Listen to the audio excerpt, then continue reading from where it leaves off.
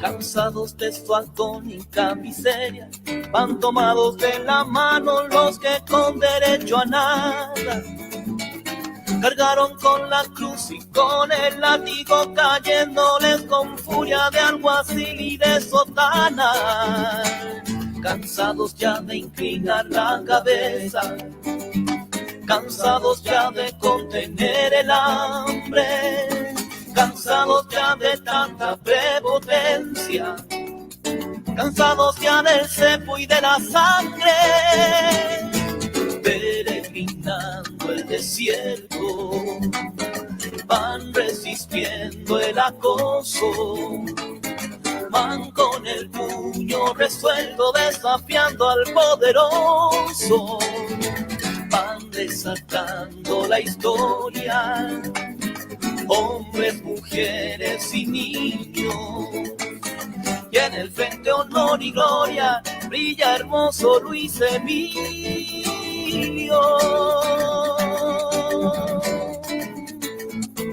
Para adorar y adorar,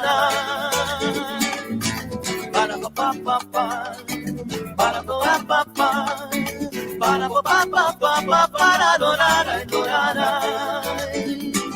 Cansados de guardar sacro silencio, van hermano con hermano por el fuego entrelazados. El fuego que proclama un tiempo inédito de libertad, justicia, paz, de sueños realizados. Cansados de pedir ayuda al cielo, cansados de la espera impotente, cansados de llenar el saco ajeno, cansados de hacer rico aquel de siempre, peregrinando el desierto, van resistiendo el acoso, van con el puño resuelto desafiando al poderoso.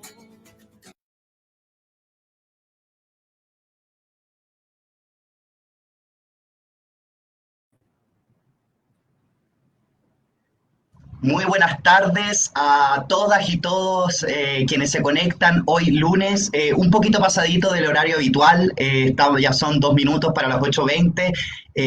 Bienvenidos a un nuevo capítulo de Barbarroja junto al diputado Hugo Gutiérrez. Hoy tenemos simplemente un programón, tenemos un gran invitado que bueno, ustedes ya lo vieron en el flyer, que lo pasaremos a mencionar ahora, Mauricio Weibel, un tremendo periodista que le ha hecho muy bien a nuestra democracia, destapando un sinnúmero de casos de corrupción, no solamente dentro del ejército, también desmantelando los mitos y todas las triquiñuelas que hay dentro del sistema de las AFP. Diputado Hugo, los saludo, un abrazo. Hola, saludarte a ti, Manuel, saludar por supuesto a todos los que hacen posible este programa, saludar como siempre a nuestro buen amigo y querido compañero Panchito Villa, que nos dio este regalo de esta canción que es parte de este programa. Siempre el cariño fraterno a Pancho Villa, que siempre lo tenemos presente en este programa por este cariñoso regalo que nos hizo este programa. Saludar, por supuesto, desde antemano, pero ya lo vamos a presentar como corresponde a Mauricio, pero ahora vamos a seguir entrándole a los temas de actualidad, ¿o no, Manuel?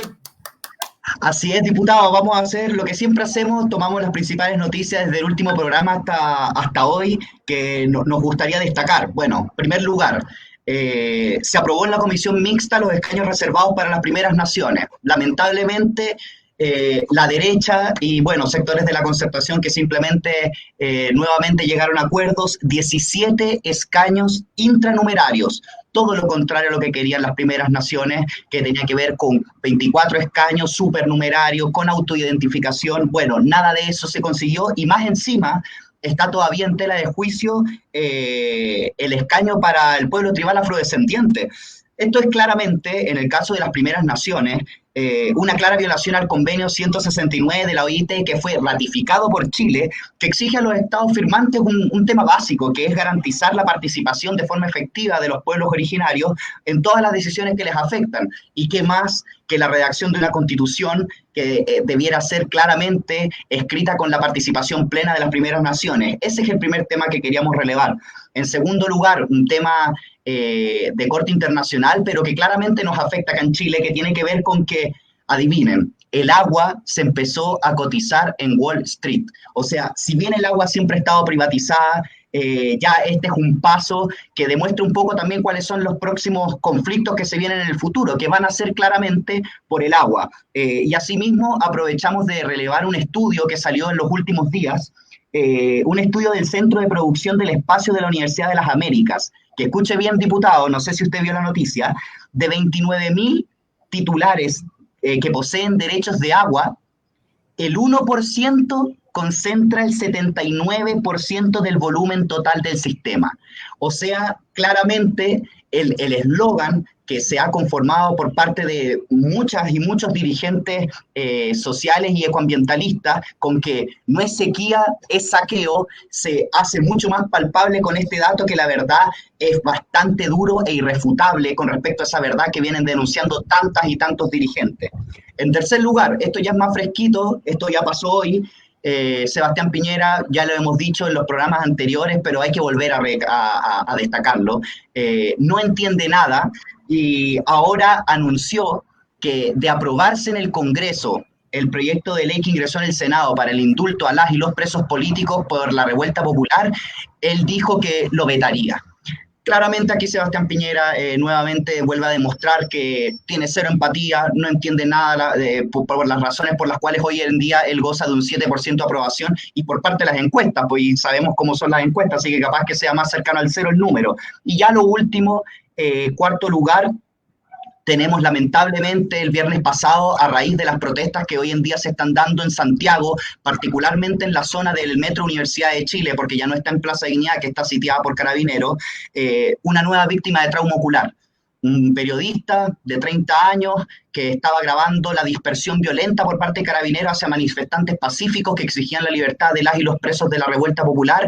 Le llegó un perdigón en uno de sus ojos y se suma a uno de los más de 400 personas que han sufrido mutilaciones oculares durante el desgobierno, la tiranía del actual presidente Sebastián Piñera. Compañero Hugo.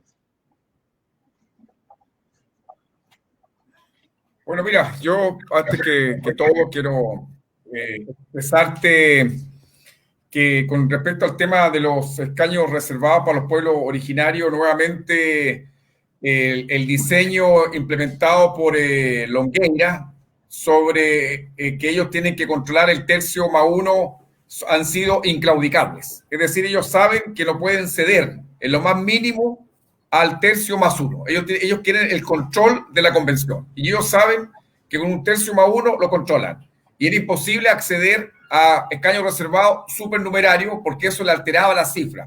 Y así como también se negaron a concederle escaños reservados, es decir, escaños reservados supernumerarios a los chilenos y chilenas residentes en el extranjero, porque eso también podía eventualmente alterarle el número que ellos tienen, un número fijo. Ellos tienen que controlar de los 155, 53 más uno, que es lo que le permite a ellos controlar la convención, como dice Longueira, y así impedir que haya hoja en blanco, ellos ser los censores de lo que se va a instalar en ese texto constitucional que va a ser sometido al pueblo chileno.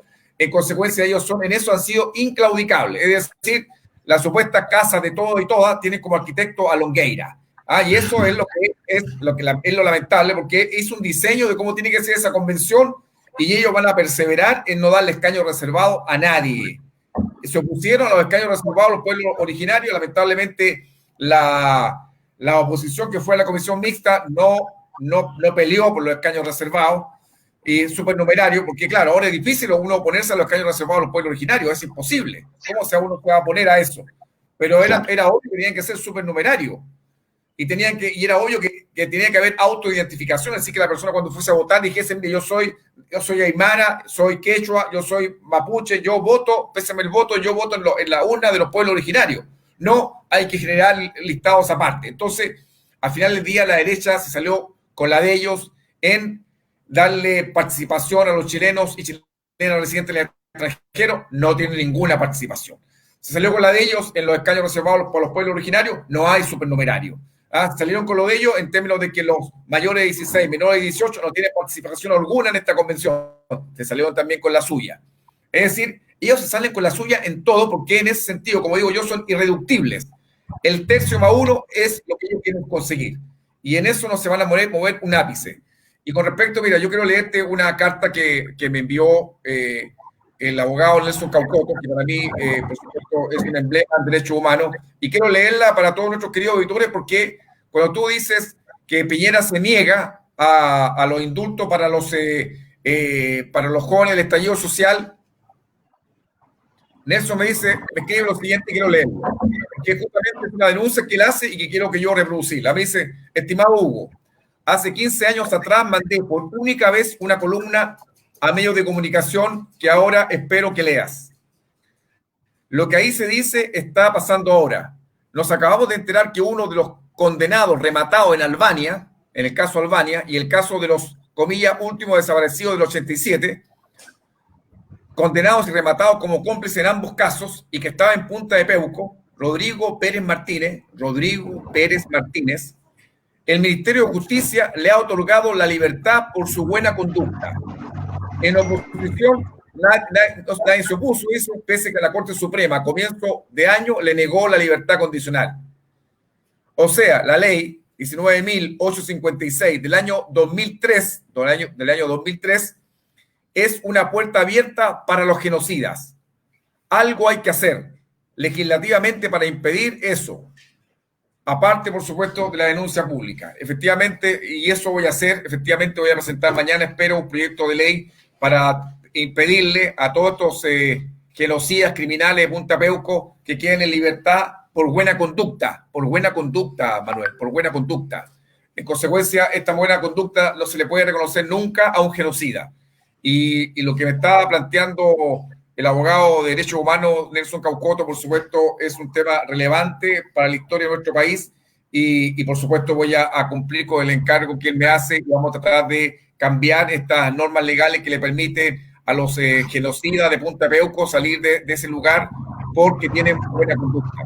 Entonces, bueno, están pasando cosas dentro de este gobierno, si este gobierno de porquería, ¿verdad? Lamentablemente, no obstante que no nos cansamos de demostrar cuán basura es, digámoslo derechamente, ahora con un 7%, que podría ser hasta un 4% de apoyo, que imagino que ese 4% de Vitacura, Las Condes, ahí de Lo Barnechea, donde saca la votación, pero el pueblo en su conjunto lo desprecia, profundamente lo desprecia, Manuel. Y lamentablemente no se toma, bueno, hemos tomado toda la iniciativa, todos saben que lo acusamos constitucionalmente, lamentablemente con los votos de parlamentarios de oposición, Piñera se mantiene aún en ese gobierno, no obstante tener un 7%, aún recuerdo cuando la expresidenta Michelle Bachelet tenía un 20% y Piñera le estaba pidiendo que renunciara, que fuera coherente con que el pueblo la despreciaba y tenía que irse. Pero lamentablemente este sujeto hipócrita, cínico, no toma el mismo camino que él le aconsejaba a la expresidenta. Entonces, yo creo que acá el pueblo tiene que seguir insistiendo. Yo sé que hay muchos que han ido a protestar ahí a La Moneda.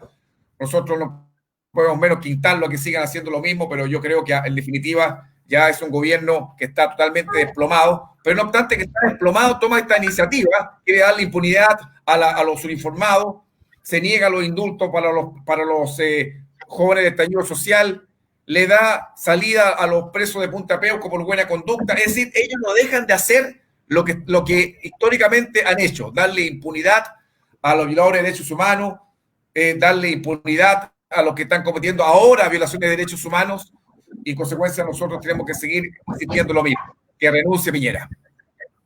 Así es, diputado. Y simplemente para agregar a lo que usted dijo y a la carta que usted leyó, recordarle a nuestra audiencia un tema que debiera ser conocido por todas y todos, porque acá no hay medias tintas. Las violaciones a los derechos humanos son inamnistiables y son imprescriptibles. O sea, aquí ninguno de los genocidas, esto es por normativa internacional, puede ser beneficiado con, valga la redundancia, algún beneficio con respecto a alguna posible salida anticipada de su condena, porque por la gravedad de los crímenes que estos tipos cometieron. Además, cabe recordar que ellos nunca han mostrado arrepentimiento, nunca han dicho dónde están todas las víctimas, todas las personas que desaparecieron, entonces todas las personas que ejecutaron. Entonces, la verdad es que esto tiene que parar. Esto ya no puede más, porque en Chile la herida sigue abierta y estos tipos siguen osando primero salir en libertad y ni siquiera entregar un poco de información. Entonces queremos dejar completamente en claro, bueno, primero Piñera renuncia y en segundo lugar los crímenes de lesa humanidad son inamnistiables. Recordemos eso. Así que ya haciendo ese recordatorio, estimado diputado, yo creo que ya podríamos pasar a presentar a nuestro invitado, ¿no? Sí, además tenemos a Patricio Meri también, pero antes me gustaría entregar una pequeña información, un pequeño dato con respecto a nuestro invitado. Mauricio Weibel, que es periodista y autor de los libros como La caída de la AFP, que es lo que vamos a tratar hoy particularmente, uno de los libros más interesantes también es el tema de traición a la patria, que habla sobre el Bilico Gate y el desfalco con el tema de las platas de la ley reservada del cobre. Quiero recordarles a nuestra audiencia, esto también lo conversaba tras bambalinas con Mauricio, él nos va a poder comentar más de eso, todas las represalias que ha vivido desde que él empezó a investigar cada uno de estos temas. Recordemos que cuando abordaba, a la raíz de su libro, Traición a la Patria, su teléfono fue intervenido por la Dirección Nacional de Inteligencia del Ejército.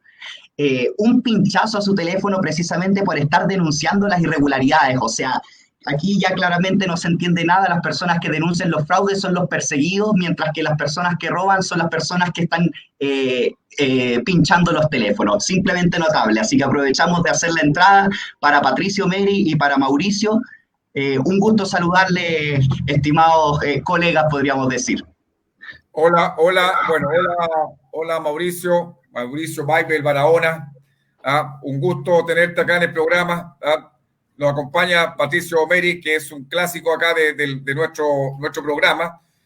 Y hola. Yo, Mauricio, bueno, estoy feliz que nos acompañes en este programa. Y feliz por cuando supe que habían lanzado este libro, yo dije al tiro, Mauricio, hay que hacer el esfuerzo por invitar a Mauricio, ¿verdad? Porque la caída de las AFP, ¿qué más actualidad de que nos hable un autor de algo que en definitiva, mira, yo creo que todos los chilenos y chilenas lo único que quieren, así como quieren que caiga Piñera, también quieren que caigan las AFP. Así que, y todos estamos tan entusiasmados, Mauricio, contigo. Gracias por aceptar esta invitación, gracias por acompañarnos en este programa. Yo te tengo una admiración, ¿verdad? Por muchas razones, muchas, pero creo que la vocación tuya de periodista ha permitido develar tanta truchería de esta transición democrática, tanto engaño, tanta mentira con la que se vive permanentemente en este país. Y tú, con tu coraje, tu perseverancia, con tu valentía, has permitido develarla. Y creo que eso ha hecho, yo sé que eso es parte de la reconstrucción de la democracia que estamos por vivir, y tú has hecho un aporte significativo y te lo agradecemos, Mauricio. Por eso, felices, no estamos felices y forrados, estamos felices y contentos contigo en este programa. Y para anunciar a todos nuestros queridos auditores que, por supuesto, el libro de Mauricio ya está en la librería, de la caída de las AFP, y para eso te hemos invitado. Yo sé que puede ser demasiado contingente, pero para nosotros es importante hablar de la caída de las AFP. Pero primero, la primera pregunta, ¿qué te llevó a escribir sobre este libro y por qué le pusiste la caída de las AFP? Para poder entusiasmarnos a nuestra gente. Bueno, partamos por el título, ¿no? El título es porque básicamente las AFP tenían un lugar un poco sacrosanto, ¿no? En el imaginario público, por así decirlo, eran parte de un pilar que no se podía tocar. Y hoy día es distinto, ¿no? Hoy día, al igual que la Constitución, nos damos cuenta que las AFP sí se pueden modificar, que las AFP sí pueden ser quizás barridas del sistema, y que por lo tanto se ha producido una caída simbólica de las AFP, ¿no? Eso es por una parte. Más que una caída real, que creo que va a ser un camino bastante lento, azaroso, con muchas dificultades, pero la transformación del sistema de pensiones va a ser un camino que ojalá se logre construir. Y la historia parte hace ya varios años, unos tres o 2 años, cuando un abogado de un bufete bastante conocido me contacta por Twitter y me pide que me junte con él y con un cliente suyo. Ese cliente era una persona que administraba miles de millones de dólares de las AFP. Y esta persona me dice, mira, te voy a contar los negocios que hacen, pero esto es de récord, abogado de por medio. Y a partir de esa confesión yo empiezo, bueno, a investigar ese tema y otros, y se construye este libro a partir de la confesión de alguien que se dedicaba a transar miles de millones de dólares de los fondos nuestros, de los fondos de pensiones. Es así como parte el libro en una casa gigante, en algún barrio acomodado. Oye, Mauricio, ¿y podemos saber algo de la confesión o estamos hoy para que todos compren el libro? ¿Podemos saber algo de...? ¿No? Bueno, el libro parte con otra historia que no me la cuentan ellos, pero que también es tremendamente interesante, que es la historia de Alejandra Vidal. Alejandra Vidal era una gerenta de beneficios de Provida. Ella durante años es entrenada, recibe capacitaciones formales, en fin, y está a cargo de impedir que los inválidos, que las personas que tienen invalidez se jubilen, ¿no? o de dificultar ese proceso. Hasta que un día a ella, como una simple persona más, le toca una enfermedad invalidante y decide jubilarse. Pero siendo la jefa de beneficios de Provida, no logra hacerlo. Se encuentra con la misma maquinaria, ¿no? Entonces Alejandro Vidal abre una negociación con la gerencia de Provida en Santiago. Alejandro trabajaba en Concepción y les dice esencialmente, mire, si ustedes no me pagan $1 millón y me permiten jubilarme, yo voy a contar todo. Empieza la negociación, intentan bajar el $1 millón, Alejandra se aburre, digamos, de la situación, se enfada más, llevaba 3 años sin poder cobrar su licencia médica y sin poder acceder a la pensión de invalidez. Bueno, y de esa forma es que ese disco duro llega a mis manos. Así que ahí está toda la historia de esa negociación, de ese $1 millón, está toda la historia de los mails de la negociación. O sea, no es algo que uno diga, mira, alguien me dijo que se estaba negociando $1 millón. No, están los mails, ¿no? Y a partir de ahí, a partir de esa estafa gigante que fue la estafa a los inválidos, que es miserable, ¿no? O sea, las AFP incluso hicieron contratos en que establecieron que debía haber control de sinistralidad.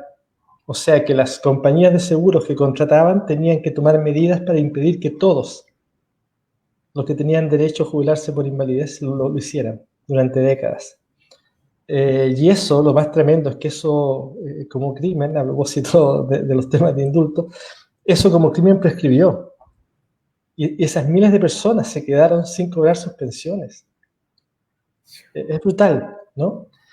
Y a partir de ahí, bueno, el libro se va metiendo en otra serie de operaciones ilegales, estafas, fraudes, pasos por paraísos fiscales y una serie de otras situaciones que van construyendo una gran duda sobre para quién sirve este modelo, si sirve para los mercados de capitales o sirve supuestamente para pensionarse, ¿no? Y fíjate que hay un solo dato que es brutal. Este año, la mitad de las personas que se jubilaron hasta mediados de año pudieron hacerlo con una pensión autofinanciada de 49.000 pesos. 49.000 pesos. Y en ese mismo periodo, las utilidades diarias de las AFP fueron de 900 millones de pesos. Es brutal, ¿no?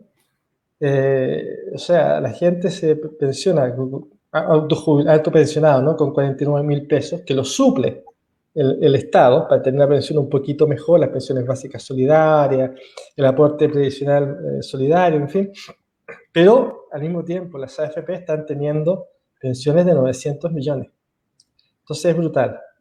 Es muy brutal lo que está sucediendo. Y eso no va a mejorar claramente en el futuro, porque, insisto, Es un sistema hecho para profundizar el mercado de capitales, pero no mejorar la economía ni tampoco entregar pensiones dignas. Pato. Mauricio. Eso. Sí, hola. Mauricio, colega, Bien, ¿cómo hola. estás? Buenas noches en Chile. ¿Dónde está el dinero de las AFP? ¿En qué se invierten? Tú dijiste, tuvieron un paso por los paraísos fiscales. ¿Podríamos suponer que hay dinero de la AFP en negocios ilícitos, por ejemplo, en bancos que tienen relación con narcotraficantes, venta de armas? ¿Dónde pueden estar la plata de todos los chilenos invertida? Mira, ¿Dónde la está la AFP plata de la AFP? en 55%. Estamos hablando primero para que la gente lo entienda, ¿no? Los fondos de pensiones son alrededor, bueno, ahora con esto los retiros va a cambiar, pero cuando empezamos la investigación ya hasta principios del año, estábamos hablando de unos 200.000 millones de dólares. Para que la gente lo entienda, eso es el PIB de Uruguay, Bolivia y Ecuador juntos, o 2 veces el PIB de Venezuela. Es una cantidad gigantesca de dinero que, sin embargo, entrega pensiones menores al sueldo mínimo. Pero bueno, esa cantidad gigantesca de dinero, un 45%, o sea, unos 85.000 millones de dólares, ya está en el extranjero. Eso quiere decir que gran parte de los ahorros de los trabajadores están invertidos en dólares, en acciones, en fin, en fondos mutuos en el extranjero. Y eso tiene efectos macroeconómicos tremendos. El primer efecto que tiene es que se reduce el crecimiento de largo plazo de la economía, es obvio. Si tú sacas miles de millones de dólares de la economía, vas a crecer menos, vas a tener menos empleo. Entonces, hoy día, por ejemplo, sería tremendamente importante que esos fondos se repatriaran. ¿Para qué? Pero no para invertirlo en el mercado de capitales, sino que se repatriaran para poder invertirlo, por ejemplo, en infraestructura. Fíjate, un solo dato. Construir todos los embalses que el país necesita para un tema de seguridad hídrica va a tener un costo de 1.000 a 1.500 millones de dólares.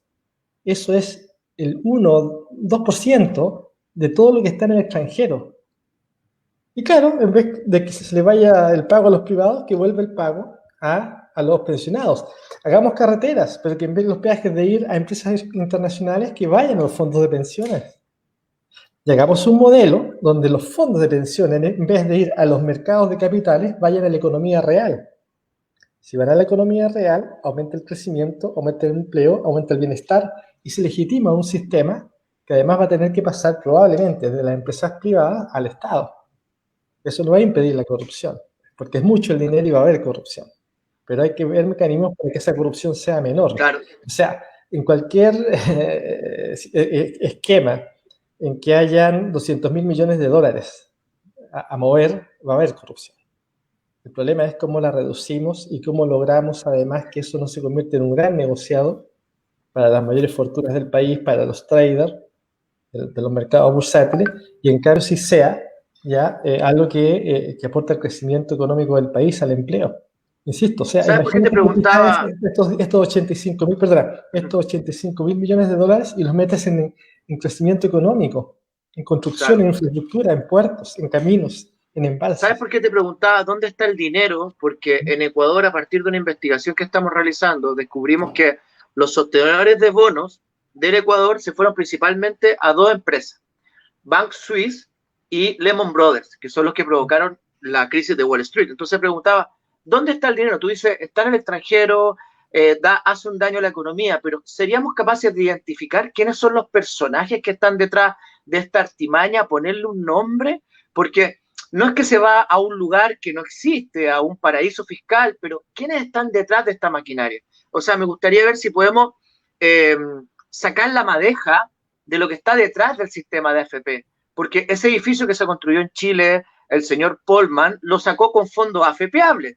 Tú no puedes, ni tú ni yo podemos sacar plata para construir nuestra casa, pero este señor construyó un edificio gigantesco con la plata tuya, la plata mía, la plata de Hugo, con los fondos AFPables. ¿Dónde está? Por eso repito la pregunta y trato de precisarla. ¿Quiénes están y dónde están esa plata de las AFP? Mira, son 2 cosas. Eso está... Oye. Sí, dale. No, Mauricio. Dile que está en el libro y que el libro lo compre. Pato. No, mira, estoy lejos. No. Están en distintos tipos, no, pero está bien, pero están en distintos tipos de instrumentos financieros y de accionarios en el mundo, ¿no? Sí. Y uno puede revisar el listado que está en las super de pensiones, pero ese no es el tema. Eso es bastante más transparente quizás acá que en Ecuador, no conozco el sistema ecuatoriano. Lo que sí es que el que sea transparente no impide que alguien se apropie de ello, que es distinto. Y voy a poner el caso de Ponce Lerú, ¿no? Ponce Lerú, y esto es una verdad judicial, no es algo que se me ocurre a mí, sino que está en tribunales, como una verdad judicial, realizó una serie de operaciones que le llamaron las operaciones cascada en torno a la empresa Sokimich, del litio allá del norte, que le permitieron extraer en el fondo unos 44 millones de dólares de los fondos de pensiones, según dicen las propias AFP. Entonces es impresionante que alguien, un empresario, pueda extraer 44 millones de dólares de los fondos de pensiones que nosotros tengamos derecho a nuestro retiro, que hay una polémica gigantesca sobre si teníamos o no derecho a retirar dinero. Pero además Ponce Lerú, ¿no?, paga 3 millones de dólares que ahora se los volvieron a descontar de multa y se acabó. Y ahora eso incluso está en litigio, después se sacó 44. Y lo que es más impresionante es que las AFP dicen, este señor nos estafó y lo vamos a demandar. Sin embargo, las AFP mantuvieron sus inversiones en las empresas de Ponce Lerú. O sea, las AFP nos dicen, mire, perdimos 44 millones de dólares de sus fondos, señores trabajadores, señoras trabajadoras, porque este señor nos estafó. Lo vamos a demandar. Ponce Lerú no va a devolver ni un peso porque, bueno, así es la justicia en Chile, pero además las AFP van a mantener las inversiones en esa empresa con nuestro dinero. Eso es brutal, porque eso muestra justamente la impunidad, la corrupción y el abuso. En ninguna parte nadie aceptaría mantener dinero en la empresa que te estafa. Y aquí se hace. Nuestro dinero sigue estando en riesgo ahí. Y eso es brutal. Lo mismo pasó en la Polar, ¿no? Entonces tú dices, ¿dónde está el riesgo? El riesgo está en que se invierte en empresas que se coluden, se invierte en empresas que violan los derechos laborales y se invierte en empresas que estafan a los fondos de pensiones. Y ese es el riesgo. Ese es el riesgo, porque esas estafas no son por 2, 3 pesos, son por millones de dólares. Entonces, es una situación impresionante. Fíjate que hay otras cifras que también son impresionantes. Hoy día, el día de hoy, hay más o menos 170.000 millones de pesos. Eso es unos 250 millones de dólares, más o menos. O sea, es como construir 50 colegios de excelencia, ¿no? Pero bueno, mucho dinero, que se llaman los rezagos. O sea, es dinero que la AFP recibió, que fueron depositados en ellas y que las AFP no saben a qué trabajador o trabajadora pertenece. 170.000 millones de dólares. Son cifras oficiales que están en la página web de la Superintendencia de Pensiones. Las AFP recibieron el dinero y por un error administrativo anotaron mal el mail, anotaron mal el root, se equivocaron y no saben a quién pertenece ese dinero. Y es un dinero que crece por décadas, año a año. Nunca baja, siempre crece, ¿no? Entonces, ¿me quieren explicar cómo es que este sistema tiene 250 millones de dólares donde las empresas que tienen que administrar los fondos de los trabajadores no saben a quién le pertenecen? ¡Qué brutal! ¿No? Y a eso le sumas otros, que esto también, cuando estábamos investigando, dijimos, oye, hay fondos que son heredables. ¿Los estarán entregando las AFP? Mira qué simple la pregunta.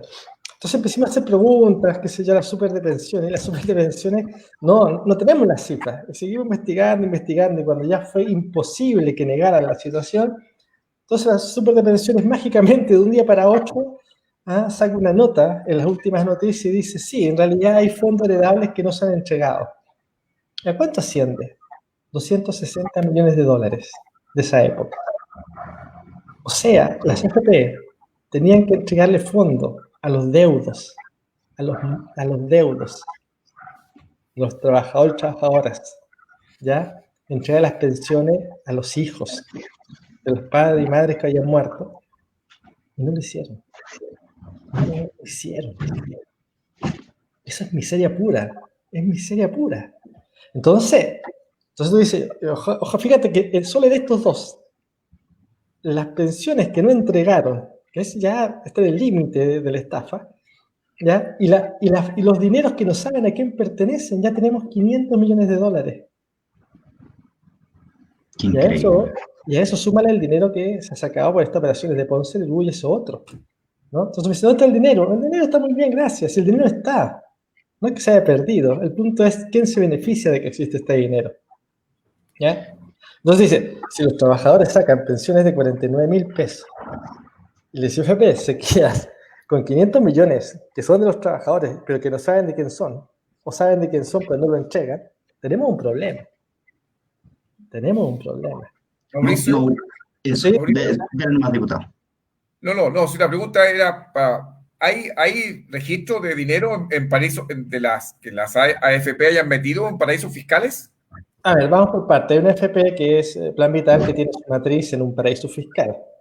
¿Ya? Ah, Eso es lo primero. Segundo, no es que las AFP hayan metido plata en paraísos fiscales, es un poquito peor, sino que los dueños, gerentes y directores de FP tenían empresas en paraísos fiscales. Y uno dice, a ver, hagamos un alto. ¿Por qué alguien que administra fondos por 200.000 millones de dólares tiene una empresa en un paraíso fiscal? ¿Por qué alguien que administra esta cantidad de plata quiere una empresa en un paraíso fiscal? Entonces, pongamos un solo caso, que es el de Benavides Feliu, que era el presidente del directorio de Habitat, a propósito de las triangulaciones, ¿no? Bueno, él crea no una empresa, sino una fundación en Panamá. Una fundación cuando era presidente de Habitat, y en esa fundación incorpora incluso a sus hijos menores de edad. Esto no es que se me ocurrió, no, yo tengo los documentos, está todo en el libro, los documentos, las actas de la sociedad, todo. Entonces, este señor arma esta sociedad ya, está 2 años con ella mientras presidente de FP Habitat, después la cierra, no sabemos si abre otro o no, porque, en fin. Y este señor es nombrado por el presidente Piñera en el directorio como presidente del directorio Codelco. O sea, se nombra a alguien que tenía empresas en paraísos fiscales en el directorio Codelco. Ok. Luego de eso, que es lo más impresionante de toda la historia, en algún minuto, por ley de transparencia, yo le escribo a la Superintendencia de Pensiones y les pregunto por transparencia, ¿me pueden decir si ustedes alguna vez han tenido la gentileza de preguntarle a las AFP si sus ejecutivos, sus dueños, tienen empresas o sociedades en paraísos fiscales?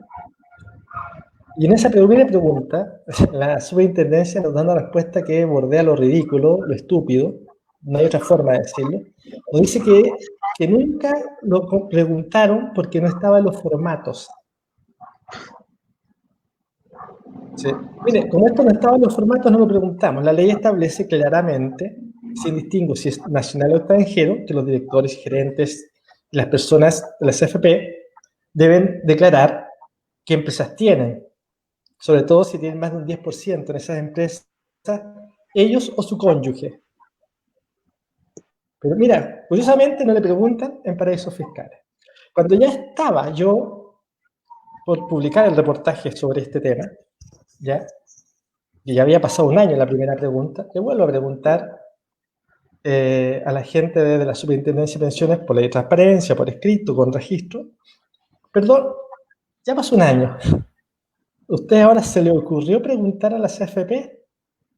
Me dice, no hemos hecho nada. Publicamos el reportaje en CIPER. Al poco tiempo después, le voy a preguntar a la Superintendencia de Pensiones, bueno, ya publicamos el reportaje, ya demostramos que había dueños, gerentes y miembros de los directorios de la CFP que tenían empresas y sociedades en paraísos fiscales. ¿Usted hizo alguna pregunta, hizo alguna acción? Y nos respondieron lo inaudito. Nos respondieron algo en el borde de la complejidad criminal. Nos dijeron, no es nuestra materia, no vamos a hacer nada. Eso dijo, firmado por el superintendente de pensión actual. Es lo que yo llamo la captura del Estado, ¿no? O sea, que no es un proceso acá, es un proceso de América Latina, ¿no? La captura del Estado por élites. A veces son élites narcotraficantes, paramilitares, militares. Bueno, aquí fue una élite empresarial y política. Entonces, hay una situación muy compleja. Es una situación muy compleja porque aquí hay que hacer un gran cambio, que no es un cambio de No es un cambio de sistema. O sea, imagínense lo que implica que de un día para otro los fondos ya no sean administrados por privados, sino por el Estado. O sea, va a ser representante del Estado los que se van a tener que sentar los directores de las grandes empresas. Y eso es complejo. Mauricio, yo quería hacerte una pregunta, la verdad es que es bastante al callo, parte un poco desde, a lo mejor que no tengo tanta expertise en el tema, pero soy directo. El grupo Mate está involucrado y recibe plata de las AFP. ¿Puede ser, por ejemplo, que los 7.000 pesos del confort lo estén pagando con la plata de las AFP, por ejemplo? Bueno, una forma de decirlo, ¿no? O sea, no es que entre por aquí y por allá. En el fondo, la plata que reciben los grandes grupos económicos son de los trabajadores, ¿no? Son como 50 millones de dólares. Claro. Es así, los bancos reciben unos 37.000 millones de dólares, en fin, en acciones, bonos, en fin, distintos mecanismos, ¿ya? Entonces, claro, no es que la plata entre directo para pagar el confort, no, pero en el fondo lo que ocurre es que en el fondo son acciones que ingresan, ¿no? Y son dineros que ingresan desde los trabajadores a estos holding, grandes holding. Pero insisto, el tema es ¿para qué son los dineros de los trabajadores? Lo primero y lo más importante es que los trabajadores deben ser dueños de su esfuerzo. Eso es lo central. Y además que ese esfuerzo debe implicar un mejor bienestar. Entonces, si los trabajadores son dueños de su esfuerzo, hay una cosa que no se entiende. ¿Por qué los trabajadores no pueden nombrar miembros de los directorios de las empresas? ¿Por qué los trabajadores no pueden conocer por ley que se hace día a día, que se hace día a día con las inversiones? Fíjate lo siguiente, nosotros sabemos por ley dónde está el dinero a fin de mes, que es lo que preguntaba Patricio, pero las operaciones diarias por ley son secretas de por vida. Ni siquiera las normas de la Defensa Nacional tienen ese nivel de secreto. ¿Por qué son secretas de por vida? Porque es la mejor manera de no poder investigar los fraudes. O sea, nosotros si queremos saber qué hicieron las AFP el año 85 con nuestro dinero, no podemos saberlo por ley. Yo lo pedí por transparencia, no se puede saber. Por ley. ¿No? Entonces, fíjate que llevamos en tres cosas que son increíbles. Una, la superintendencia no investiga, pese a tener los antecedentes, las copias de las actas de sociedad, no investiga la operación en paraísos fiscales. Dos, las operaciones diarias son secretas de por vida. Tres, hay 170.000 millones de pesos en rezagos. Y está bien, están ahí, se quedan en el fondo, no son de nadie. ¿Por qué esos dineros, ya que no se sabe, nunca se va a saber de quién son, no van a un fondo solidario, por ejemplo? ¿Te fijas? Y cuatro, hay 85.000 millones de dólares, entendamos, 85.000 millones de dólares, casi todo el PIB de Venezuela, que está en el extranjero, es más que todo el presupuesto de la nación. 85.000 millones de dólares es más que todo lo que gasta el país en un año, el Estado, ¿no? Están en el extranjero. Si tú ingresas ese recurso y financias construcción de hospitales, construcción de escuelas, construcción de carreteras, construcción de caminos, y en vez de los peajes ir a las empresas internacionales, españolas, chinas, lo que sea, van a reeditar en los fondos, oye, es que eso es otro mundo. ¿Te fijas? Y transformas estos recursos de los trabajadores, estar capturados por el mercado de capitales, los transformas en economía real. Los metes a la economía real, ¿no? Vas a tener mejor equidad, mejor igualdad, mayor crecimiento, mejor distribución, mejor bienestar, mayor incluso capital social, ¿no? Entonces, uno no entiende, de verdad que cuesta entender por qué sucede esto, ¿no? Es una situación muy, muy insólita. Mauricio, las cifras que tú das son espeluznantes. No se entiende porque además... Al final son platas nuestras, o sea, es plata de todos los chilenos que estos tipos están haciendo un negociado gigante, pero te replanteo la pregunta, no por ser quisquilloso, o sí por ser quisquilloso. Por ejemplo, ¿podemos creer que un Sebastián Piñera está involucrado en este fraude de la AFP y de qué forma? Que la familia Mate, que la familia Luke, que la familia que representa el 1% de los más ricos, los súper ricos, están defraudando, están haciendo negocios ilícitos con los fondos de pensiones. ¿Podemos precisar, por ejemplo, directamente, ¿está involucrado el presidente Sebastián Piñera en estos fraudes de la AFP? Hay evidencia concreta que lo que hizo él, las famosas triangulaciones, sea un fraude, eso no hay evidencia. Lo que tenemos sí es, a ver, yo creo que lo que hay acá es que hay un mercado que tal es gigante, sobre el cual no hay un control muy estricto. Y estos grandes grupos económicos no hacen fraude, lo que hacen es recibir caminadas de dinero, que es distinto. ¿Te fijas? No es un fraude, es una captura del Estado. Si quieres pensar que el modelo es un fraude, es otro tema, pero en el fondo lo que ellos están haciendo es lo legal. Lo que hizo Ponce Lerú, entre comillas, está dentro del marco de la ley. Por eso es que hay que tener una nueva constitución. O sea, la nueva constitución debiera establecer algún principio, tiene un marco de los derechos humanos, que por favor no permita que alguien se afane 44 millones de dólares de los fondos de pensiones y quede libre. Porque no le robó a la AFP, le robó a los trabajadores. ¿Te fijas? Entonces, esa situación es inviable. ¿Te fijas? Porque lo que tenemos hoy día no es que esto sea ilegal, esto es perfectamente legal. Es el ¿Me problema. explico, no? Ese es el horror, ese es el problema. Es el O sea, problema. cuando tú dices, yo no puedo conocer las operaciones diarias, bueno, eso es legal, ¿no? Cuando alguien dice, mira, las AFP tienen 170.000 millones de pesos y no saben de quién son, eso es legal. Cuando los tipos tienen empresas en paraísos fiscales, eso es legal. Entonces no es un fraude. No, es legal. Es completamente legal. Eso es lo espeluznante. Negar pensiones de invalidez también es legal. No, eso no es legal. Ya. Eso no es legal. Lo que es legal es la Menos mal. prescripción. Lo que es legal es la prescripción. Aunque Claro. eso es debatible porque hay un daño que se acumula. Pero bueno, ese es un tema de abogado. Fíjate que en el caso de las pensiones de invalidez, una de las preguntas era ¿a cuánto asciende el daño? Y la propia superintendencia de pensiones, esta superintendencia tan cercana a la CFP, termina diciendo, mire, en realidad el daño es incalculable. No tenemos cómo calcular cuál fue el daño.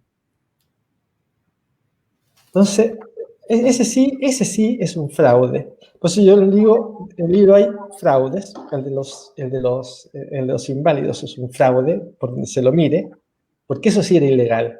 O sea, se actúa incluso fuera de la ley de un sistema que ya es bastante benévolo. Hay operaciones que son irregulares, o sea, tienen cuotas de inversión en algunos mercados y las sobrepasan. Uno entiende que hay errores mínimos, pero cuando son de decenas, 200 de millones de dólares, uno dice, bueno, aquí hay otra cosa. Y después está las operaciones en paraísos fiscales, que dice, bueno, ¿y por qué? ¿Por qué esta gente tiene empresas en paraísos fiscales? Y yo, ojo, hay paraísos fiscales que nunca vas a entregar a obtener información. Yo encontré en Panamá, un poquito en Islas Vírgenes, pero hay muchos más paraísos fiscales donde acceder a la información no es posible. Pero lo más dramático es que el Estado diga, yo no voy a investigar. Eso es brutal. Mauricio, una consulta. Mira, después de tu idea, por supuesto, que compartimos de la repatriación de todos estos recursos que tienen las AFP en el mundo entero, y que efectivamente, aunque se demore más o menos la caída de las AFP, el anuncio tuyo en tu libro, creo que tiene que ocurrir. ¿Qué pasos hay después que caen las AFP? ¿Qué viene? Tú insinúas que tendrían que esos recursos ir al Estado, para que el Estado gestione. ¿De qué forma pasan de las AFP, pasan al Estado? ¿Cómo el Estado empieza a gestionar después de la caída, después de que tu libro sea una profecía autocumplida y caigan las AFP? Bueno, yo creo que muchos escenarios van a depender de dos cosas, de la movilización callejera y de la expresión en las urnas. Evidentemente, son dos cosas. O sea, una es el stock. O sea, ¿dónde están hoy día los dineros? Probablemente los dineros van a tener que permanecer donde están un buen tiempo y los cambios van a tener que ser lentos, ¿no? Si los cambios se hacen rápido, alguien va a ganar con eso y probablemente vamos a generar más desigualdad. O sea, si vendemos todas las acciones de un día para otro, alguien las va a comprar barato y no vamos a ser nosotros. Entonces, hay un tema que es el stock. O sea, probablemente van a quedar los fondos donde están invertidos hoy por un tiempo. Y los procesos de repatriación de dineros y los procesos de conversión de dineros. Por una parte, repatriar dineros del extranjero hacia acá y por otra, reconvertir dineros que están en el interior del mercado de capital y traspasarlo a la economía real va a ser un proceso paulatino, sostenido en el tiempo, no tendrá que afectar la inflación, en fin, todas las variables macroeconómicas, que ese es otro tema. Las AFP y estos movimientos gigantescos de dinero no se mueven por variables macroeconómicas. O sea, pueden afectar el dólar, el crecimiento, el tipo de cambio, en fin, y no está dentro de sus lógicas. Claro. Entonces tienes un agente económico que administra 200 mil millones de dólares sin criterios macroeconómicos. Es genial. Entonces, lo primero creo yo, y ahí va a depender, son dos caminos. Uno es que se haga una FP estatal y que la gente se vaya hacia allá y que poco a poco esa FP estatal vaya acumulando una cartera mayor de afiliados y que esa FP estatal opere con criterios de fomento de la economía real. Ese es un primer paso, o una primera opción. La segunda opción es que sigan, no sabes qué, se crea una FP estatal, ustedes, muy bien, gracias, hasta luego, y todos los afiliados pasan a la FP estatal. Esa es otra opción, pero, insisto, eso depende de los equilibrios de poder, ¿no? Pero en ambos casos, sea una FP estatal que convive con estas empresas privadas, o sea una FP estatal que asume toda la cartera, el problema es para qué queremos el sistema. El sistema lo queremos para dos cosas, para pagar pensiones dignas y para fortalecer la economía real, no la economía financiera, ¿no? ¿Por qué es tan importante fortalecer la economía financiera? Porque si yo, la economía real, porque si yo fortalezco la economía real, entiéndase el empleo, la construcción, el trabajo, la inversión, genera más empleo, genera más bienestar, genera más igualdad. Si fomento la economía del mercado de capitales, genero solamente desigualdad, no crecimiento. ¿Me fijas? Hay más endeudamiento, no va a funcionar eso. Entonces, ese es, yo te diría, el gran escenario. Y probablemente vamos a tener inicialmente un sistema mixto, donde una parte va a ser el ahorro individual de cada uno, otra parte, que me parece cada vez más relevante, el ahorro cooperativo, donde todos ponemos eso en un fondo común, y otro, el ahorro o el aporte del Estado. Y creo que hoy día, hace años atrás, ¿no? Se nos decía, no, está súper bien que las mujeres paguen más por la ISAPRE porque son más caras. No importa que las mujeres tengan peores pensiones porque trabajan menos. Hoy día eso suena de un egoísmo y una barbaridad increíble, ¿no? O sea, una de las cosas que aprendemos en la pandemia es que nadie se salva solo. Para salvarnos todos de una pandemia o de una crisis, necesitamos todos. O sea, necesitamos ser un equipo de fútbol. ¿Eh? Nadie se salva solo, hay que jugar en equipo. Entonces, nosotros vamos a tener como país que reconstruir un sistema de derechos sociales. Dentro del sistema de derechos, un tema central es el de las pensiones, que además han sufrido una pérdida relevante con los retiros, porque más allá de que los retiros sean justos o no, porque es el dinero de los trabajadores, lo cierto es que es profundamente injusto que los trabajadores hayamos y trabajadoras aportado 37 mil millones de dólares para solventar la crisis, mientras las empresas cero, en más impuestos. O sea, esta crisis la solventaron los trabajadores, son 37 mil millones de dólares, es una cantidad brutal entre los fondos de pensión y el seguro de cesantía.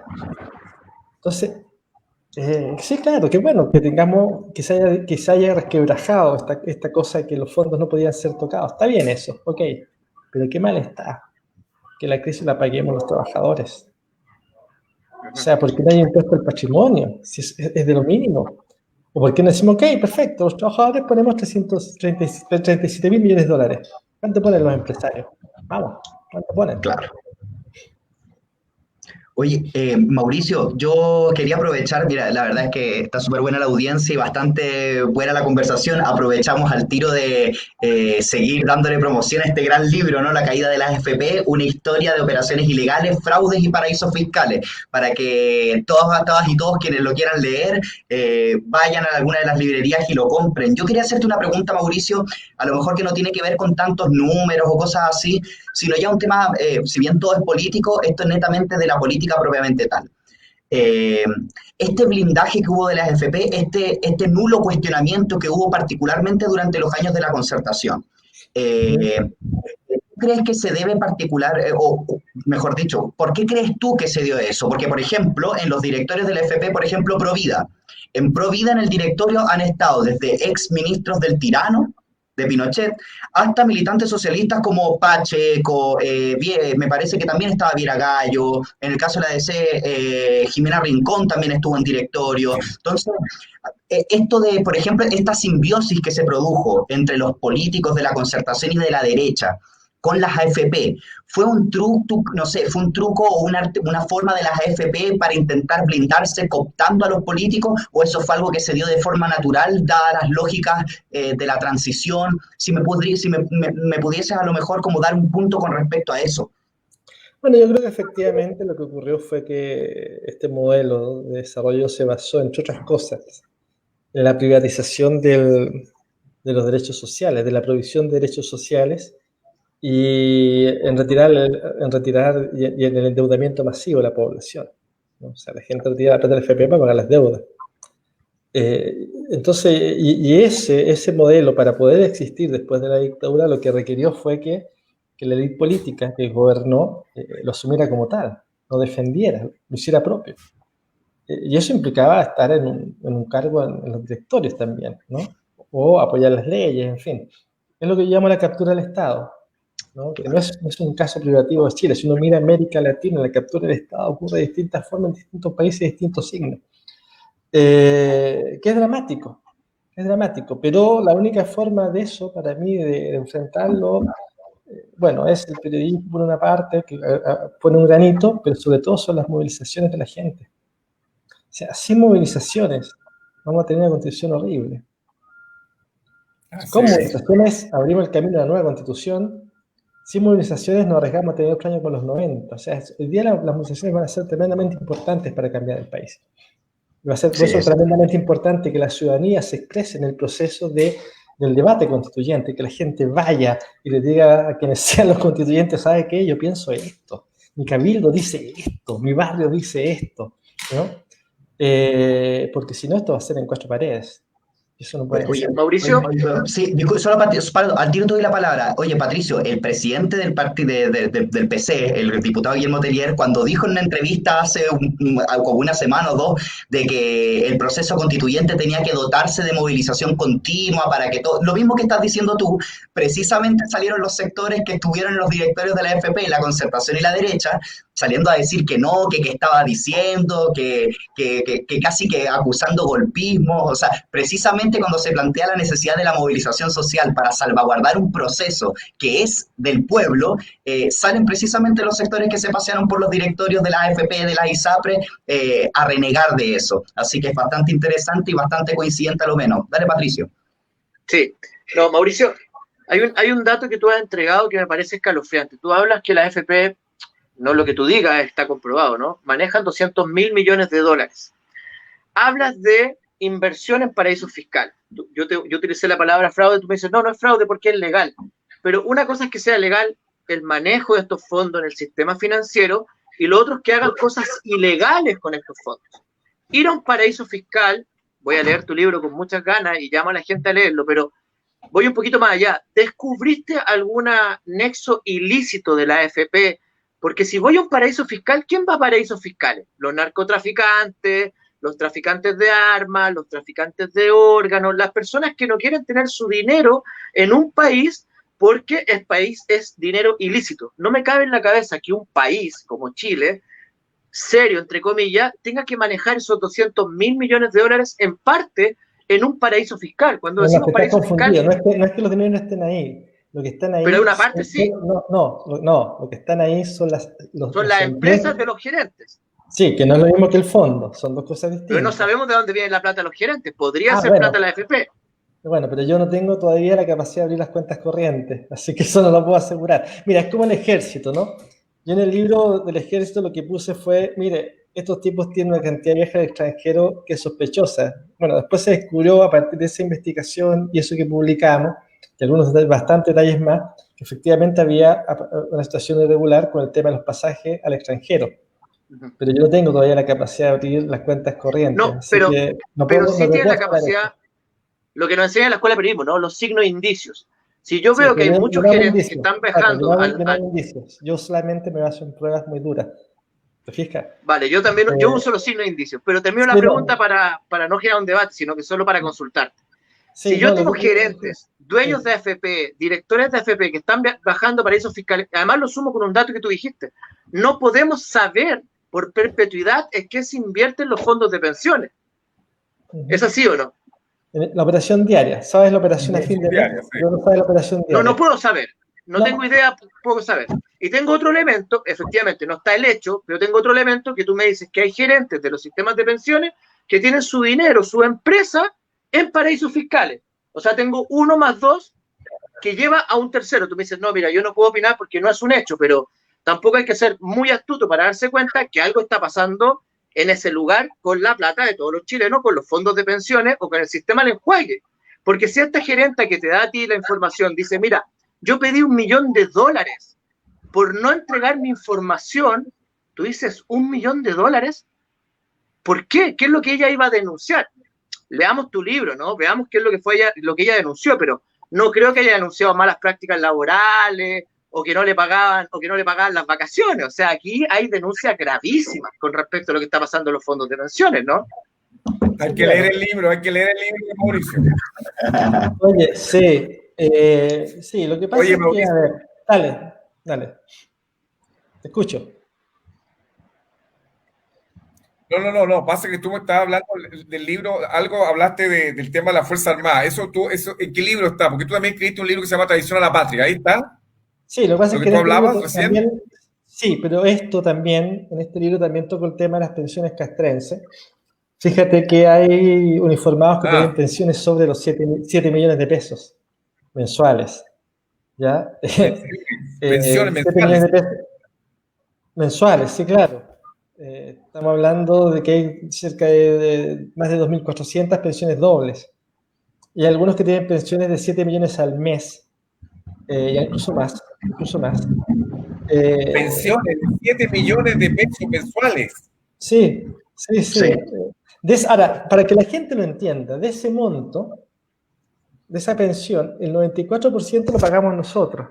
Solo un 6% corresponde al ahorro de cada uniformado, ¿no? Entonces uno dice, bueno, ¿pero qué carajo es esto? ¿Por qué un general tiene derecho a recibir 7 millones, que ni siquiera es el general comandante en jefe, sino otro general? ¿Y por qué no un profesor? ¿Por qué no un médico? ¿O por qué una enfermera? ¿No? Entonces, es insólito. Fíjate que el promedio de las pensiones militares es 5 veces el promedio de las pensiones civiles. Pero además, si uno empieza a cortar por tramo, hay varios cientos, hay más de 2.400 pensiones dobles, ¿ya? Y hay pensiones multimillonarias. Un comandante en jefe o un general sale con una pensión de 3,5 millones y la puede aumentar después y llegar a 7 millones, como hay un caso, ¿no? De alguien que llegó a 7 millones de pesos mensuales. Estamos hablando de casi 100 millones al año en pensión, a los 55 años. Sale a los 55, 54 años, se va de por vida con 7 millones al mes. O al menos con 3,5 millones. Oye, Mauricio, pero no ha sido Fuente Alba, ¿cierto? Porque ya sería mucho ya, ¿o no? No, es otro que no recuerdo el nombre. Son tantos los casos que no recuerdo los nombres. Pero es brutal. Entonces uno dice, tienes en un extremo los inválidos, a los que les negaban fraudulentamente las pensiones, y otro, un tipo que está sano y se va con 3,5 millones, 4 millones de por vida, a los 50 años, ni siquiera a los 65, a los 50. ¿Ya? Entonces uno dice, carajo, aquí hay algo que está mal, aquí hay algo que tenemos que discutir como país. Uy, no, y bastante mal. La verdad es que es tremendo toda la información que nos entrega Mauricio, porque claro, una parte está en el libro de las AFP, donde también tocas el tema de las instituciones castrenses, pero también el tema de, que no es tema como del programa, pero tu libro sobre el Milico Gate, Yo la verdad es que recuerdo haberlo leído en su momento cuando estaba estudiando periodismo en la UDP, y yo me acuerdo particularmente del prólogo. Yo me acuerdo que en el prólogo tú decías, mira, con las platas defraudadas, haciendo los cálculos se podría. Me recuerdo que en ese momento estaba la reforma, la gratuidad, y tú decías que con la plata defraudada se podían financiar como 100 gratuidad, no sé cuántas miles de viviendas sociales, no sé, como 5 veces la reforma tributaria. Son la cantidad de los montos, o sea, los ceros, es tan abismante de la plata que en verdad habría tanto por utilizar para darle bienestar al pueblo que al final se gasta en ese tipo de cosas como la que tú estás mencionando. Entonces, claramente las cosas y el orden de las prioridades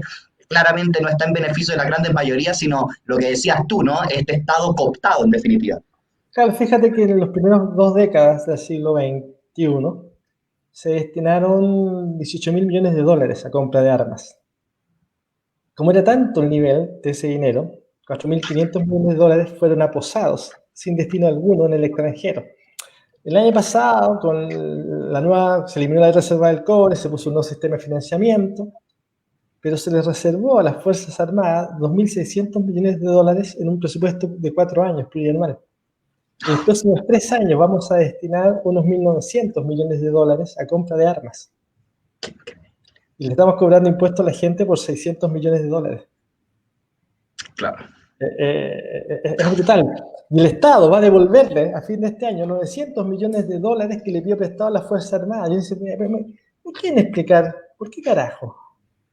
Para los fondos de compra de armas vamos a destinar en los próximos 3 años, entre devoluciones y los montos, vamos a destinar 2.700 millones de dólares. Qué brutal. Oye, de verdad que este es un Estado, bueno, el Estado chileno está secuestrado por la oligarquía, y yo lo he planteado en reiteradas ocasiones. El Estado chileno hay que recuperarlo. El Estado no le pertenece a los chilenos y chilenas. El Estado de Chile está en manos de la oligarquía y hay que recuperarlo. Después del golpe de Estado, lo que hicieron las Fuerzas Armadas fue entregarle el Estado de Chile a esta oligarquía que hasta el día de hoy dispone de él para su uso y disfrute. Y efectivamente, todas las normas legales son normas que vienen en los tiempos de la dictadura, que lamentablemente la transición no se deshizo de ellas, sino que al contrario, implementó aún más el modelo neoliberal y claro, hoy hay que superarlo. Y efectivamente, uno de los andamiajes fundamentales del neoliberalismo está en este mercado de capital que se le pusieron nombre a AFP, pero en realidad, como bien dices tú, es parte del mercado de capitales, no es parte de la previsión social, no es parte de la seguridad social. No fue implementado para ello, fue para justamente quitarle los recursos a los trabajadores y trabajadoras y destinarlos al mercado financiero. Y ahí hasta el día de hoy está. Por eso yo creo que es muy alentador tu libro, muy, muy propicio, Mauricio. Y creo que lo que corresponde es, lo que tuvimos en mente cuando te invitamos es justamente recomendarlo. Yo creo que quedamos todos con el gustito de que hay que ir así como decía recién Patricio Meri, quedamos todos con el gusto de ir a comprarlo ahora para leerlo, porque sin duda yo creo que todo lo que tú nos has conversado es fundamental poder profundizarlo.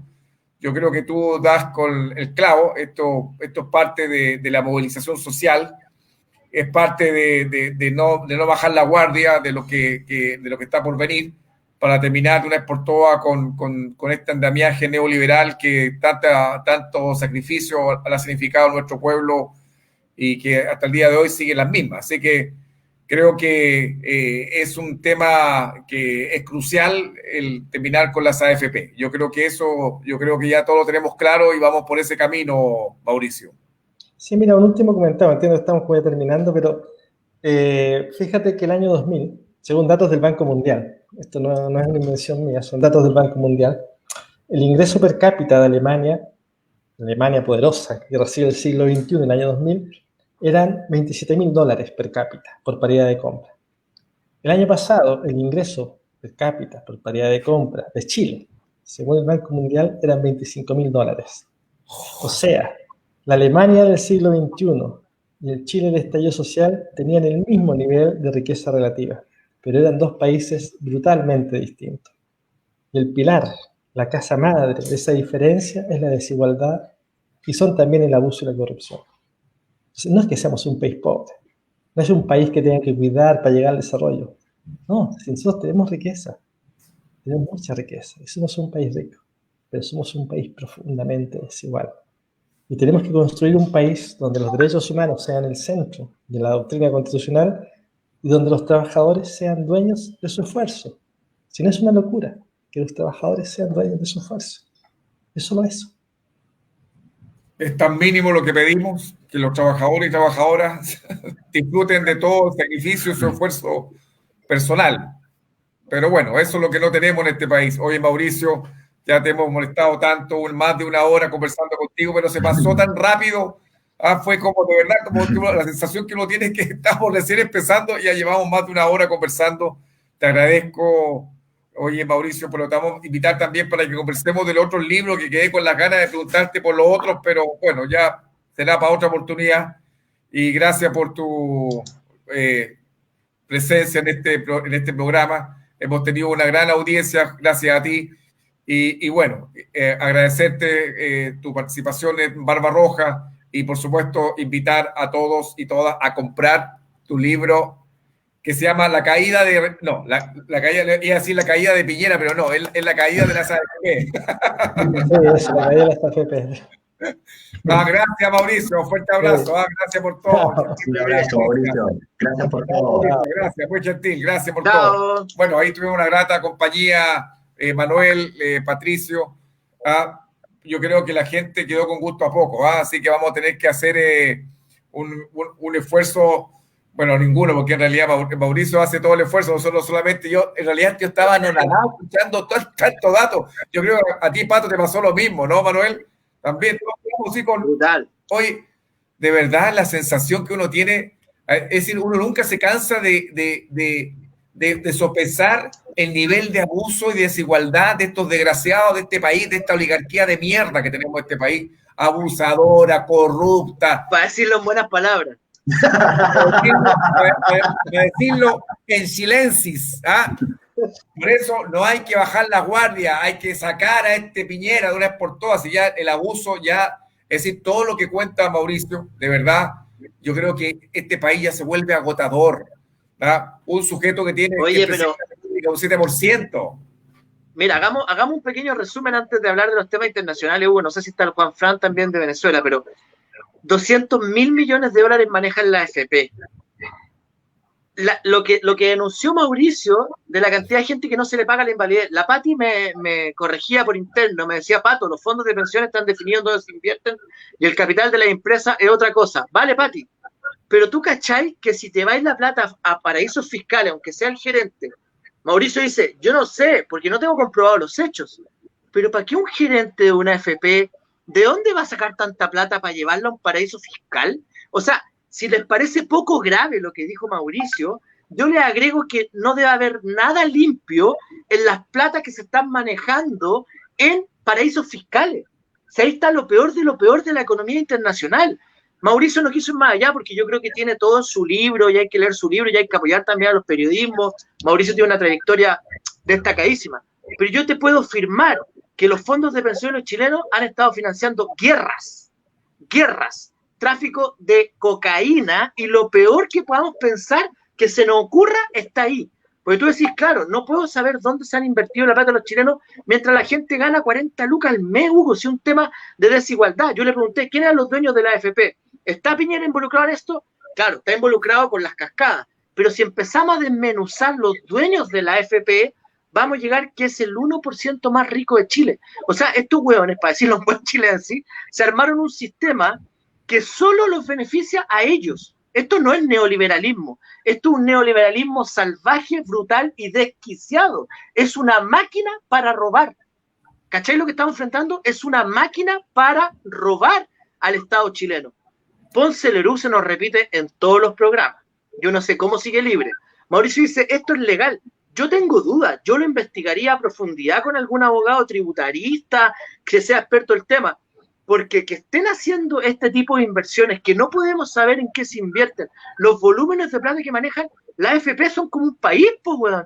Es como un país solo. Si manejan 200.000 millones de dólares, ya hay países que tienen de presupuesto de la nación 60.000 o 70.000 millones de dólares, inventamos un país dentro de un país. La AFP son un nuevo Chile, el Chile de los súper ricos, de los súper poderosos y de los corruptos.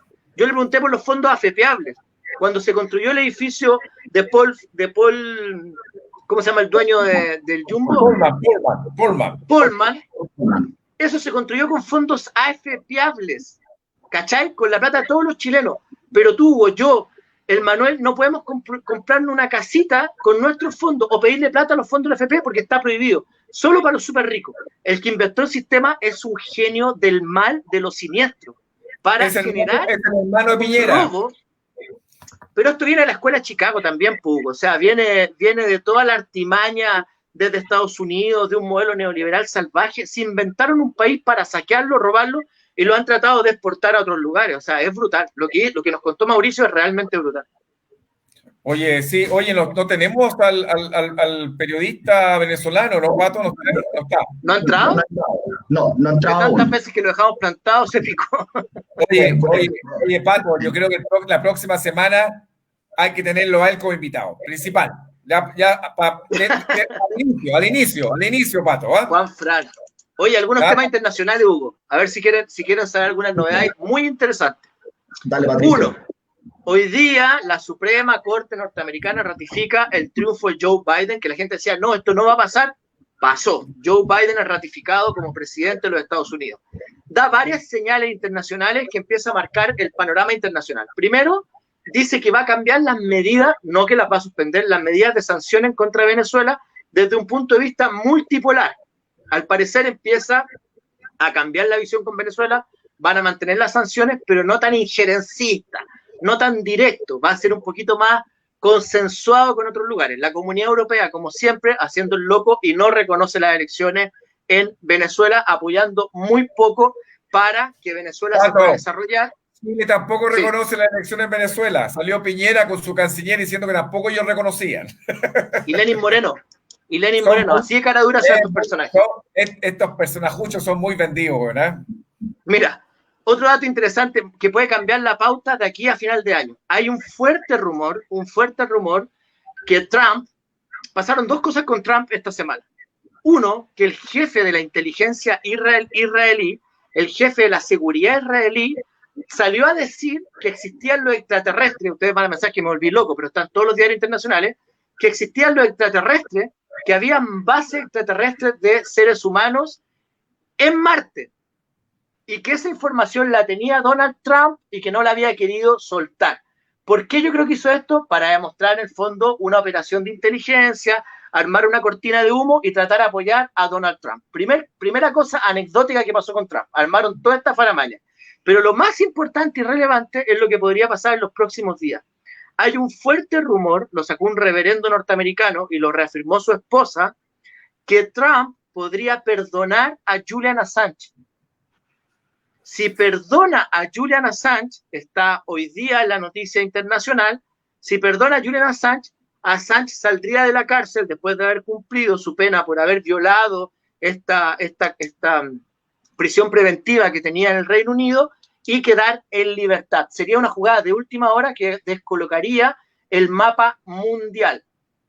Tercera noticia súper importante, ya está el mapa de la vacunación internacional de las vacunas que se están repartiendo por el mundo. Se supone que a Chile esto se debería resolver en septiembre del próximo año. Los países del primer mundo van a empezar a tener la vacuna ya en marzo. Ya se está vacunando algunas personas en Europa, en Estados Unidos, en Rusia, en Reino Unido, pero va a empezar con las personas que son las personas mayores y las personas que están en la primera línea. Y también han salido 2 medicamentos que podrían prevenir el contagio del coronavirus. O sea, empiezan a haber buenas noticias para lo que es este tema del COVID-19. Ahora, la mala noticia es que no sabemos cuántas pandemias nuevas van a venir encima, ni nos están preparando para destruir el panorama. Otra buena noticia, para finalizar el programa, Hugo, ya tenemos binomio presidencial, ahora sí que afirme en Ecuador. Lo que no sabemos es cuándo van a ser las elecciones, porque se podrían cambiar la fecha de las elecciones para tratar de impedir el triunfo categórico de Andrés Arauz y Carlos Rabascal, que aparecen primero en todas las encuestas. No sé si se me quedó algo en el tintero. Lo de Trump y Julian Assange puede cambiar el panorama internacional. Lo otro que se te olvidó fue la gran cumbre pro-sur que tuvo Piñera con Duque. Estaban los dos solos. La para superar a UNASUR. Oye, Estos vendidos, mira, si Piñera es un arrastrado, un servil, un lacayo, junto con Duque, otro lacayo, otro servil de Estados Unidos, de lo peor. ¿Cómo? Yo le digo, ¿cómo mierda este güey llegó a ser presidente de Chile, ¿verdad? Este día ha sido, no sé, un gobernador allá de Alabama, güey, pero ¿qué hace el presidente de Chile, verdad? Es que estos no son presidentes, Hugo, son embajadores de los intereses de una parte de Estados Unidos, no de todo Estados Unidos. Si yo creo que va a cambiar muchas cosas con Joe Biden. Joe Biden es igual de miserable que todos los presidentes que ha tenido Estados Unidos, pero va a cambiar la forma. Estos apretan el cogote por un lado y sueltan la mano por el otro, pero algo va a pasar con las relaciones internacionales, por lo menos con lo que tiene que ver con Venezuela y Cuba, que espero que sea una relación mucho más decente y diplomática. Aunque Donald Trump, para terminar de cagarla, como decimos en Chile, mandó a su encargado a Colombia, donde está su embajador en Colombia, para empezar a bombardear a Venezuela. Oye, bueno, lo otro es que si hay base humana en Marte, yo creo que podríamos mandar para allá a Trump para que sea el presidente de Piñera. Marte. Yo creo que sería más justo que tuviéramos un cargo a Juan Guaidó. Oye, bueno, que se vaya una denuncia brutal que me entregaron hoy día la gente Izquierda Unida de España. A Guaidó, que estuvieron de veedor en Venezuela, nuestro amigo Fran Pérez, hablé hoy día con él. Me contaban que la derecha venezolana, este dato es muy suculento, la derecha venezolana está muy molesta con Guaidó porque a Guaidó le pasaron por lo menos 900.000 euros para financiar las campañas de desestabilización en contra de Maduro. Y en vez de repartir los 900.000 euros, otros hablan de 5 millones de dólares o más, se lo choreó. Esa es la plata que le entregaron directamente y sale en el libro de John Bolton. Sale claramente que le entregaron por lo menos 900.000 euros. Y de esos 900.000 euros no recibieron ni uno la derecha. Ladrón. Es corrupto, denunciado por la propia derecha venezolana. Pero sí, oye, Patricio, acuérdate primero, ¿por qué razón fue que salió la embajadora encargada acá en Chile? Porque no tenía un peso, acuérdate, no tenía un solo peso para mantenerse. En segundo lugar, varios de los militares que se sumaron a esta operación en la Carlota, que hicieron pasar comunicacionalmente como que era un golpe de Estado y era una voltija de 3 pelagatos, resulta que los tipos se fueron para Colombia en hoteles. Ahí están las facturas que se filtraron en varias investigaciones de las personas pidiendo, qué sé yo, Kentucky, McDonald's y todas esas cosas, y resulta que eran cheques sin fondo los que le mandó Guaidó para mantenerse allá en Colombia. Entonces, la verdad es que era evidente que esa plata que a él le enviaron no fue utilizada para la oposición. A terminar. Y acuérdate que está metido Piñera en este baile, porque el concierto que hicieron en Cúcuta, en Colombia, que fue financiado por Bronson, el dueño de Virgin, que es un inglés, que es un desgraciado también, un mercantilista mierda, Piñera mandó fondos chilenos, mandó ayuda chilena, eso lo denunciaste tú, me acuerdo, junto con Duque, sí, Vizcarra, todo un show en la frontera, y nadie sabe qué pasó con eso. No se entregaron esos víveres, no se entregó esa comida, no se entregó esa plata, no se entregó nada. O sea, también debe haber habido malversación de fondos públicos chilenos en estas operaciones de desestabilización del gobierno venezolano. No, lo que supimos al final del día, que toda esa ayuda que mandó Chile se repartió en Cúcuta entre los colombianos. Fue una cosa increíble. Pero bueno, ya, nos vamos. Tuvimos un gran programa, un gran invitado. Nos vemos la próxima semana. Gracias, Patricio Meribel, como siempre. Tu contribución internacional fundamental.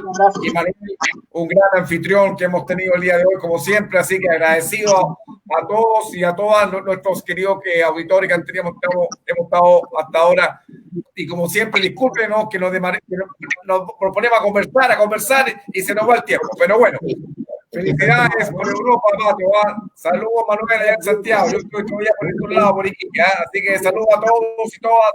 Que estén muy bien. Gracias por acompañarnos en este programa de Barba Roja.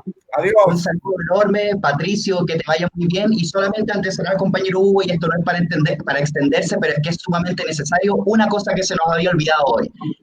Hoy, 14 de diciembre, un 14 de diciembre de 1983, hace su primera aparición pública acá en Chile, el Frente Patriótico Manuel Rodríguez, en un acto de resistencia, donde, digamos las cosas como son. Recuerden que en ese momento la dirección del Frente planificó una acción de envergadura que era, ¿qué cosa? Hacer un apagón, desde la región de Valparaíso hasta la de O'Higgins.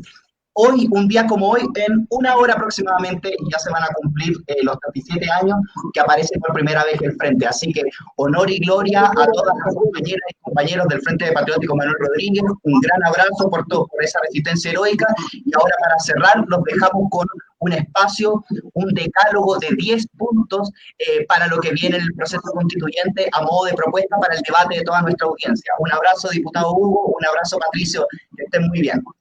Cuídense.